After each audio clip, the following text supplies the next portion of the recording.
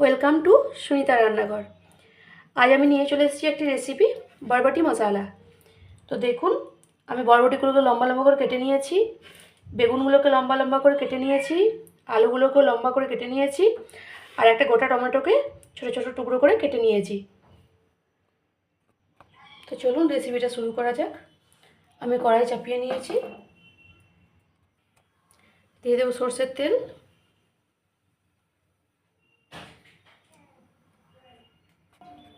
সরষের তেলটা গরম হওয়া পর্যন্ত অপেক্ষা করব।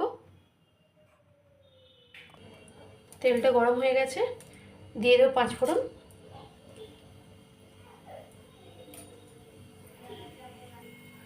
পাঁচফোড়নটা থেকে একটু মিষ্টি গন্ধ বেরিয়ে গেছে।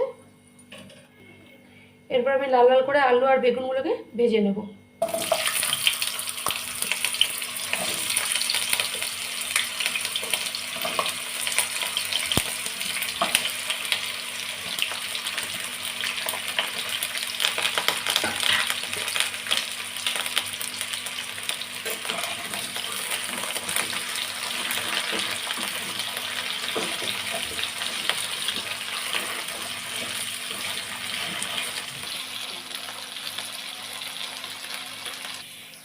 আলু বেগুনগুলো লাল লাল করে ভাজা হয়ে গেছে। এই অবস্থায় দিয়ে দেবো বরবটিগুলো।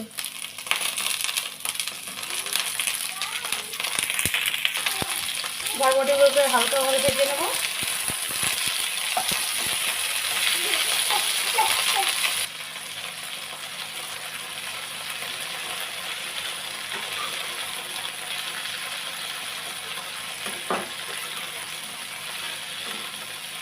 বরবটি খুব বেশি ভাজলে খেতে কিন্তু ভালো লাগবে না, এই জন্য বরবটিগুলোকে খুব হালকাভাবে ভেজে দেব।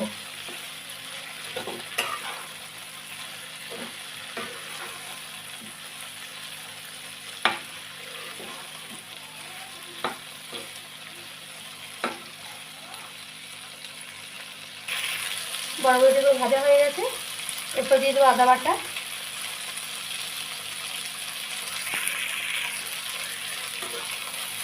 আদাটা দিয়ে কিছুক্ষণ ভেজে নেব।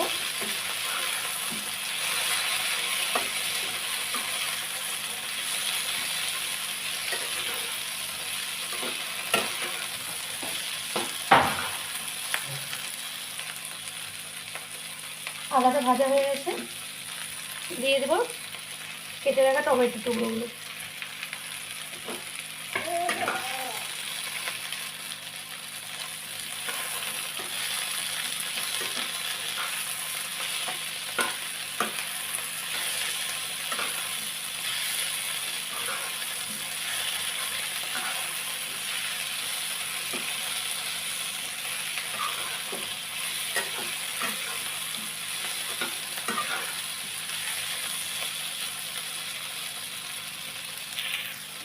এরপর দিয়ে দেবো লবণ,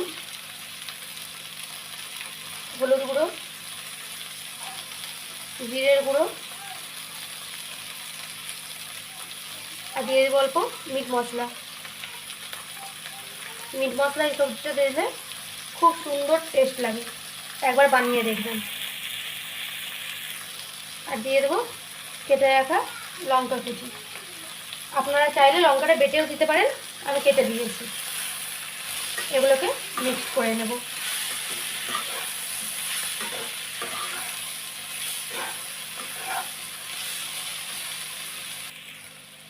দিয়ে দেবো সামান্য পরিমাণ চিনি, আপনারা চাইলে দিতেও পারেন, আবার নাও দিতে পারেন।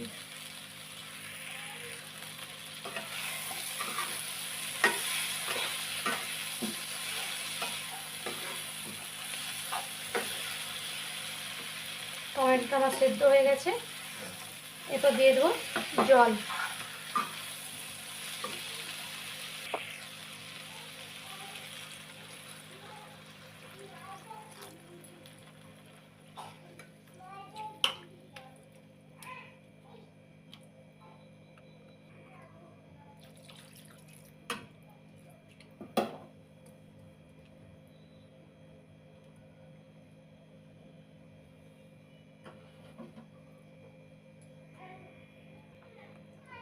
ঢাকনা দিয়ে কিছুক্ষণ রান্নাটা করে নেব।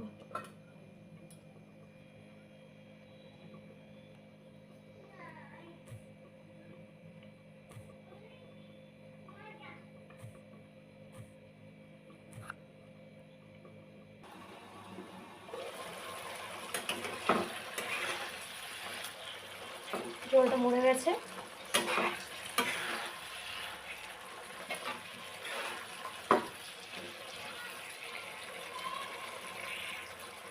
এরপর দিয়ে দেবো গরম মশলা,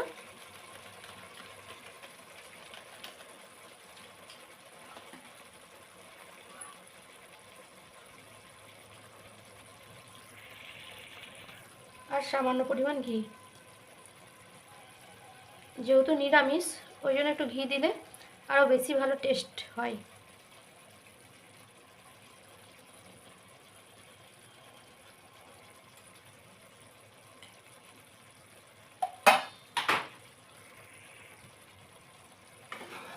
সবগুলোকে মিক্সড করে নেব।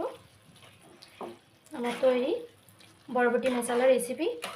ভালো লাগলে লাইক, কমেন্ট এবং সাবস্ক্রাইব করার অনুরোধ রইল।